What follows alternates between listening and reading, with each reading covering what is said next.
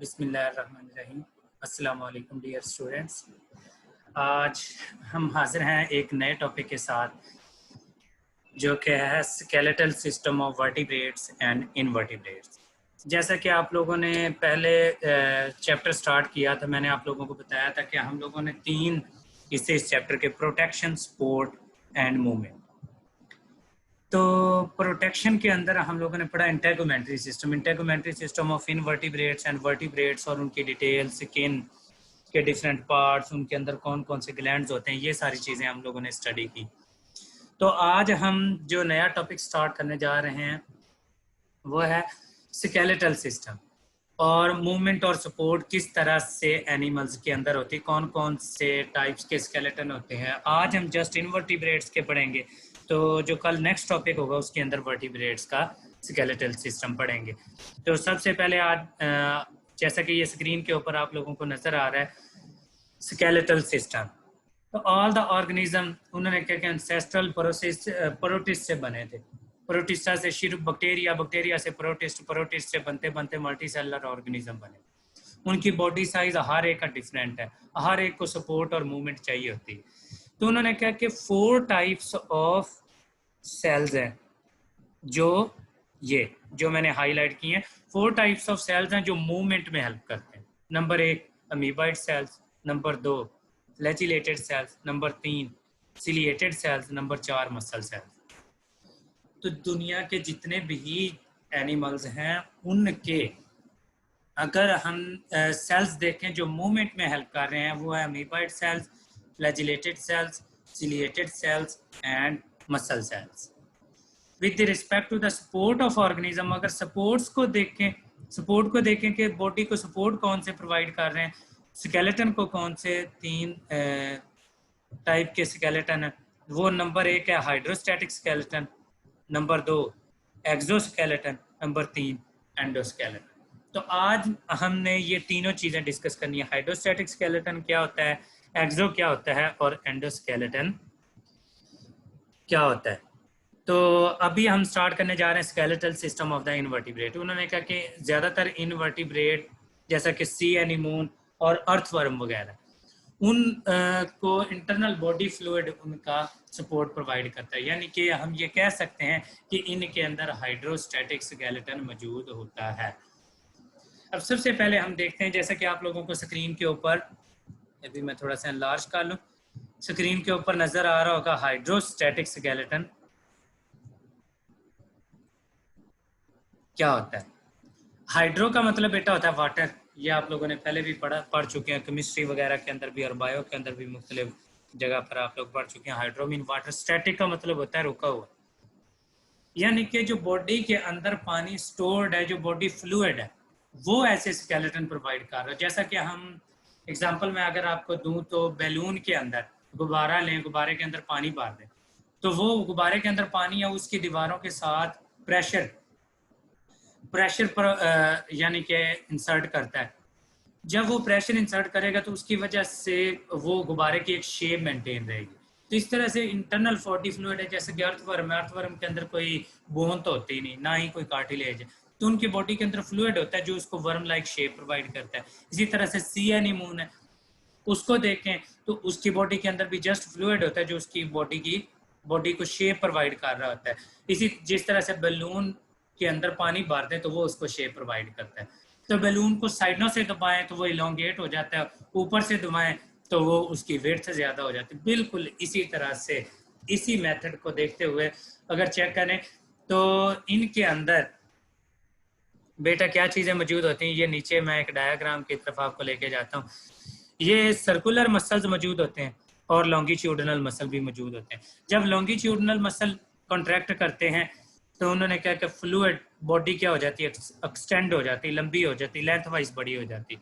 और circular muscle contract करते हैं। और जब लॉन्गिट्यूडनल मसल कॉन्ट्रैक्ट करेंगे तो उस वक्त क्या हो जाएगी, बॉडी छोटी हो जाएगी, जैसा कि ये नीचे एग्जांपल बताइए। लॉन्गिट्यूडनल मसल है, जब वो कॉन्ट्रैक्ट किए लेंथ डिक्रीज हो। सर्कुलर मसल जब कॉन्ट्रैक्ट किए तो बॉडी की लेंथ इंक्रीज होगी और वेट डिक्रीज होगी।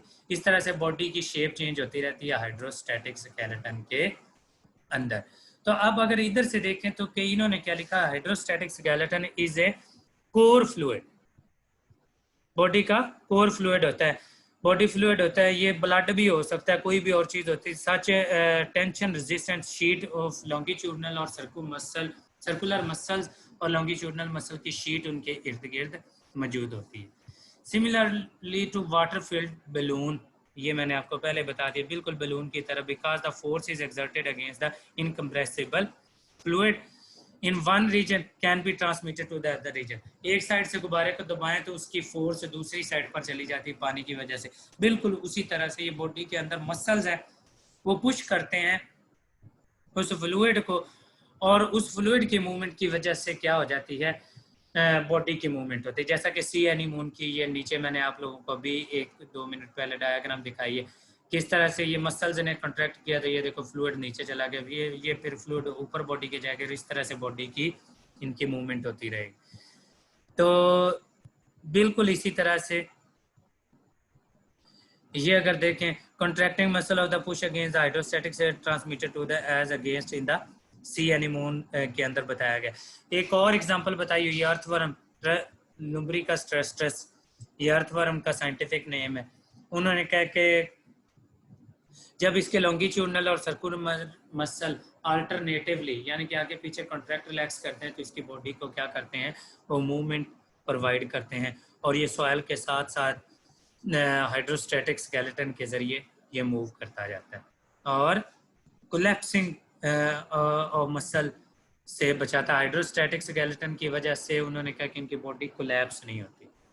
The invertebrate hydrostatic skeleton many forms और शेप्स के अंदर मौजूद होता है, जैसा कि उन्होंने कहा कि एसिलोमेट्स देखें तो उनके अंदर गैस्ट्रोवास्कुलर कैविटी मौजूद होती है, एसिलोमेट्स के अंदर रिंकोसील मौजूद होती है, निमर्टियंस के अंदर सूडोसिलोम मौजूद होती है, एस्क्लीमेंथिस के अंदर सिलोम मौजूद होती है, एनेलेट्स के अंदर, और हिमोसील मौजूद होती है मुलस्क के अंदर। बेटा ये सारे के सारे एमसीक्यूज हैं, ये पैराग्राफ आपने गौर से पढ़ना कि किस किस तरह का हाइड्रोस्टैटिक स्केलेटन मौजूद होता है, और पोरीफेरा, सेलेंट्रीटा, प्लेटिहेल्मिन्थस, निमाटोडा, एनेलिडा और मोलस्का था। कौन कौन से फाइलम के अंदर किस किस तरह की कैविटी मौजूद होती है जिसके अंदर फ्लूइड भरा होता है, जो स्केलेटन के तौर पर हाइड्रोस्टैटिक स्केलेटन के तौर पर एक्ट करती है। Overall hydrostatic skeleton is an excellent example of adaptation of major body function to the simple but efficient principle of the hydrodynamics.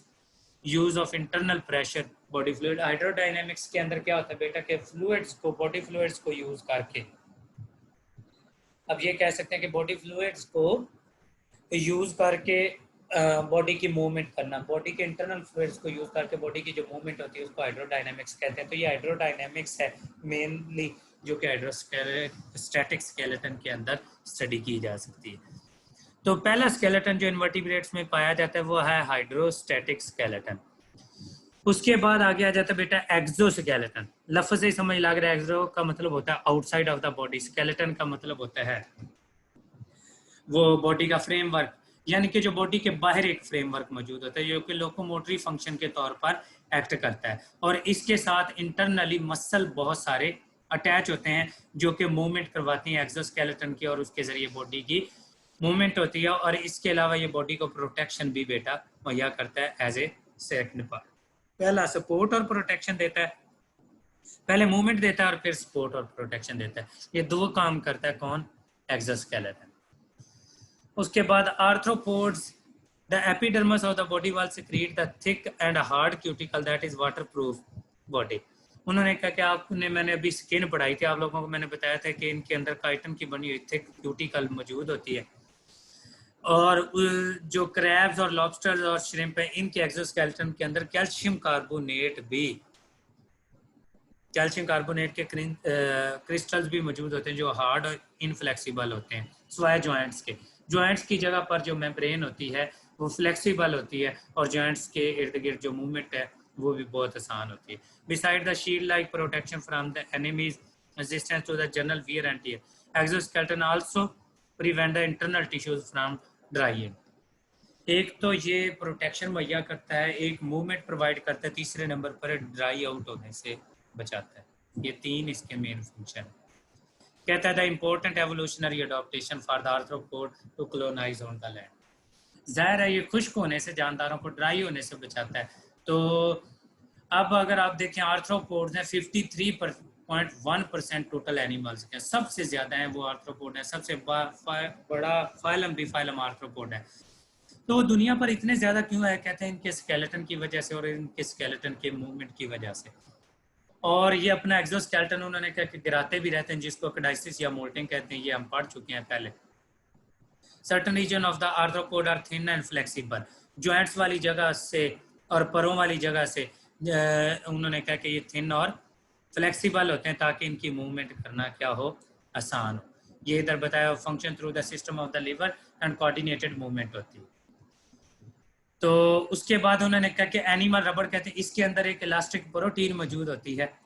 वो इलास्टिक प्रोटीन को क्या कह देते हैं? रेजिलिन या एनिमल रबड़ का नाम देते हैं। इसकी वजह से फ्लेक्सिबल एक्सोस्केलेटन की वजह से उन्होंने कहा कि ये फ्लाइट करना इनके लिए आसान था, इंसेक्ट्स फ्लाई करने के काबिल हो गए। ये जैसा कि ये बेटा देख लें, ये फ्लेक्सिबल मेम्ब्रेन, ये अंदर वाली साइड पर मसल है। ये अगर फर्ज करो कि कोई भी लिम्ब है, कोई भी लेग है या पाँव है या कोई हाथ है उनका, तो उनकी लेग्स अगर देखें तो वो किस तरह से उनके साथ एंटेगोनिस्टिक मसल मौजूद होते हैं। अगर एक कॉन्ट्रैक्ट होता है तो वो इस तरह मूवमेंट हो जाते हैं, अगर ये वाला कॉन्ट्रैक्ट होता है तो इस तरफ लेग मूवमेंट हो जाती है। इस तरह से मसल्स की कॉन्ट्रैक्शन और रिलैक्सेशन से लेग की मूवमेंट भी होती रहती है और सारा काम भी चलता रहता है। और इसी तरह से परों की जगह से भी जो एक्सोस्केलेटन है वो इतना हार्ड नहीं होता, वहाँ पर फ्लेक्सिबल मेम्ब्रेन और रेजिलिएंट प्रोटीन और इलास्टिक प्रोटीन मौजूद होती है जो कि इनकी जॉइंट्स की और परों की मूवमेंट आसानी से कराती है, जिससे ये चल फिर सकते हैं, अपनी बॉडी को मूव कर सकते हैं। और इसके अलावा फ्लाइंग के अंदर ये इनका स्केलेटन है वो हेल्प करता है। ये था जी एक्सोस्केलेटन ऑफ। पहले हमने पढ़ा इनवर्टिब्रेट्स के अंदर हाइड्रोस्टैटिक स्केलेटन, दूसरा हमने पढ़ा एक्सोस्केलेटन। अब कुछ इनवर्टिब्रेट्स के अंदर एंडोस्केलेटन, जैसा कि हमारे अंदर अगर देखें तो एंडोस्केलेटन है हड्डियों का मौजूद होता है और कार्टिलेज का मौजूद होता है। इसी तरह से कुछ एंडो का मतलब होता है with in the body, body के अंदर जो फ्रेमवर्क है जैसे हमारे बॉडी के अंदर बना हुआ है। इसी तरह से कुछ इनवर्टिब्रेट्स के अंदर जैसा कि स्पॉन्जेस है, चैप्टर नंबर 2 पेपर बी के अंदर फाइलम पोरीफेरा आप लोगों ने पढ़ा। तो जो स्पॉन्जेस है उनका स्केलेटन स्पिक्यूल्स होते हैं, स्टार शेप, ट्राई, ये 3 कोनों वाले, 4 या 5 कोनों वाले डिफरेंट स्पिक्यूल्स मौजूद होते हैं और स्पॉन्जन फाइबर्स मौजूद होते हैं जो बॉडी को कोलैप्स होने से बचाते हैं। वो स्पॉन्जेस का एंडोस्केलेटन के तौर पर एक्ट करते हैं क्योंकि बॉडी के अंदर पाए जाते हैं। और they do not need the muscles to attach to the endoskeleton. उन्होंने कहा कि इनके जो मसल्स होते हैं वो अटैच नहीं होते, क्या कहते हैं, स्पॉन्जेस के मसल्स है वो स्पिक्यूल्स के साथ अटैच नहीं होते। एंडोस्केलेटन ऑफ द काइनोडर्म्स देखें, सी अर्चिन और सी स्टार के अंदर बेटा छोटी छोटी कैल्केरियस प्लेट, कैल्शियम की बनी हुई प्लेट्स मौजूद होती हैं जिनको ओसिकल्स कहा जाता है, जो कि एंडोस्केलेटन के तौर पर एक्ट करती हैं। असल तौर पर जो एंडोस्केलेटन का वर्ड है वो वर्टिब्रेट का स्केलेटन है, जैसा कि इंसान है या कोई भी कुत्ते बिल्लियाँ जानवर जो भी देखें उनके अंदर अगर देखें तो उनका स्केलेटन एंडोस्केलेटन प्योर है। ये जो इनके अंदर है ये छोटे छोटे पार्ट्स हैं जैसा कि ओसिकल्स हो गया, स्पिक्यूल्स हो गया, स्पॉन्जन फाइबर्स हो गया, वो एंडोस्केलेटन के तौर पर एक्ट करते हैं। Mineralised tissue of invertebrates, hard mineralized tissue are not unique to the vertebrate. In fact, over 2/3 of the living species of the animal certain mineralized tissue of the invertebrate. Most of the invertebrate has a inorganic calcium carbonate के crystal इनके अंदर मौजूद होते हैं जो कि collagen matrix के साथ मिक्स हुए होते हैं। वो कौन कौन से हैं? वर्टिब्रेट के अंदर कैल्शियम फास्फेट होता है, जैसे कि हमारी हड्डियों के अंदर भी कैल्शियम फास्फेट होता है। Bone, dentine, cartilage, enamel were present in the Ordovician ostracoderms. Ostracoderms ये पुराने जिनसे बाद में फिशेस वगैरह बनी है।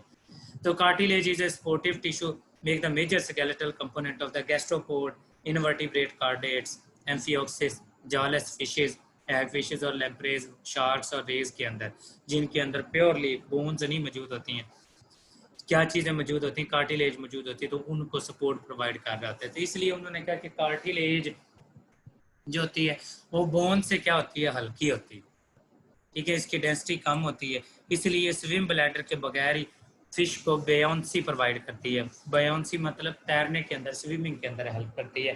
तो आप ये बता सकते हैं कि फिशेस को तैरने के लिए जिनके अंदर कार्टिलेजिनस स्केलेटन होता है या जालस फिशेस है, उनको तैरने के लिए कार्टिलेज बेयोंसी प्रोवाइड करती है, क्योंकि इसका वेट है वो किससे कम होता है, बोन से कम होता है।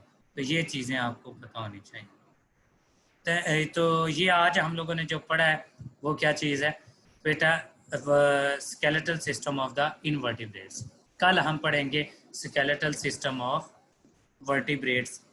ये जो टॉपिक है मेन आगे टॉपिक आ रहा है skeletal system of the vertebrate. इंशाल्लाह कल ये एक ही लेक्चर के अंदर खत्म हो जाएगा।